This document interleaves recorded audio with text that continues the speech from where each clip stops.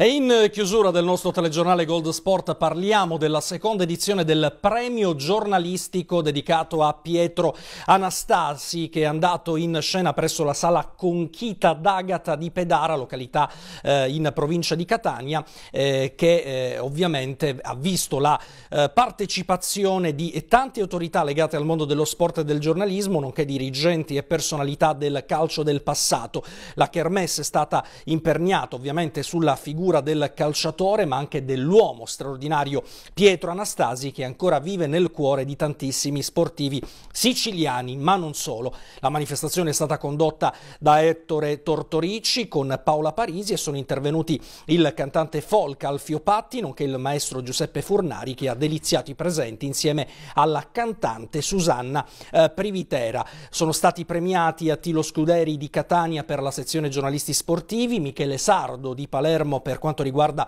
i giornalisti radio, TV e web, mentre Vincenzo Rosanà di Siracusa per la sezione giornalisti della carta stampata. E poi premio speciale stampa Pietro Anastasi invece è stato assegnato ad Antonio Foti.